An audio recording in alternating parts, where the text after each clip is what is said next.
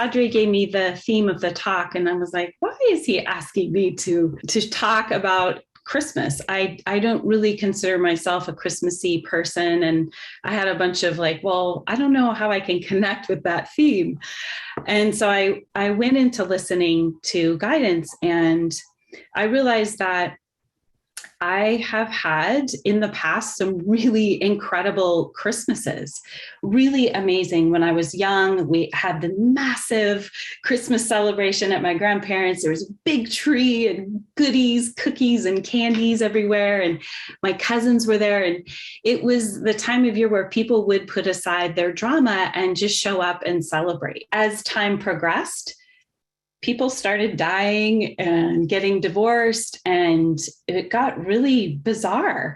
And I started to really distance myself from the celebration because it brought up a lot of pain and loss and grief about what once was. And I realized I was carrying like a Santa sack full of the past around Christmas. So as I started to clear some of the past, I realized that my light had started to shine brighter, that I was able to, as I let go of some of my family dynamics and being enmeshed really in the drama of family, that I was able to hold my light better and to start to step into the purpose of why I'm here.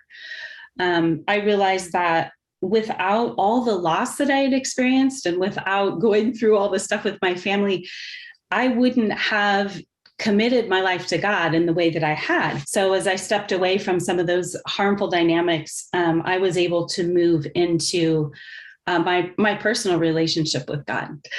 Sometimes when we're letting go of old patterns and habits, we can feel very alone, and just that Christ light is always with us. We are actually never alone. The way that I reframed Christmas about 10 years ago was I started looking psychically, and I saw energetically that this time of the year, there's so much light pouring in actually from our guides, from Holy Spirit, from the Divine Mother, from Jesus, from all of the light beings that hold us and hold our planet.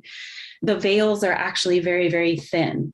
We have an opportunity to actually be in that light, to be with God, to be with our connection with the divine, to really hold that light within us, and to allow ourselves to be so full that we can overflow that light to our families, our friends, our community, and to the rest of the world. I have a beautiful quote by Marianne Williamson, and it says, "According to the mystical tradition, Christ is born into the world through each of us. As we open our hearts, he is born into the world. As we choose to forgive, he is born into the world. As we rise to the occasion, he is born into the world. As we make our hearts true conduits for love, and our minds true conduits for higher thoughts, then absolutely the divine birth takes place. Who we are capable of being emerges into the world, and the weakness of our former self begins to fade. Thus are the spiritual mysteries of the universe, the consistent process of dying to who we used to be as we actualize our divine potential." I get really deeply touched by life, or the light and creator, how it moves through seemingly mundane events or people. And I have a story that touched me really deeply that I wanted to share. Someone shared it on Facebook, and I've read it millions of times because it's so dear. Some years ago, I was stuck in a cross-town bus in New York City during rush hour. Traffic was barely moving. The bus was filled with cold, tired, and deeply irritated people. They were irritated with one another and the world itself. Two men argued with each other about who might have shoved whom and whether it was intentional or not. A pregnant woman got on, and nobody even offered her a seat. Rage was in the air, and there was no mercy to be found here. But as the bus approached 7th Avenue, the driver got on the intercom and said, "Folks, I know you've had a rough day and you're frustrated, and I can't do anything about the weather or the traffic. But here's what I can do. As each of you gets off the bus, I'm going to reach out my hand to you. And as you walk by, drop all your troubles into the palm of my hand, okay?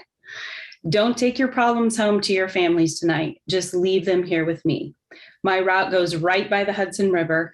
And when I drive by there later, I'll open the window and throw all your troubles into the water. It was as if a spell had been lifted. Everyone was bursting out loud laughing. Faces gleamed with surprised delight. People who had been pretending to be asleep for the last hour suddenly noticed each other's existence and were grinning from ear to ear, like, is this guy really serious? Oh, yes, he was serious. At the next stop, just as promised, the driver reached out his palm and waited. One by one, all the exiting commuters placed their hand just above his and mimed the gesture of dropping something into his palm. Some people laughed as they did this, some teared up, but everyone did it. The driver repeated the same lovely ritual every single stop, all the way to the river. So this bus driver is such a beautiful example of holding the light, being a birther of the light in the thickest negativity imaginable. Well, maybe not the thickest, but very dark. And this time of the year and on our planet right now, a lot of people are experiencing isolation and very dark times. And it's easy for all of us to forget our light and to let it go. We don't have to do this alone. We can call on our guides, our angels, the Divine Mother, Holy Spirit, Jesus, your counsel, whoever you choose to call can hold that light for you and keep you safe and protected when you are in challenging times. When we open our heart, again, we are a birther of the light.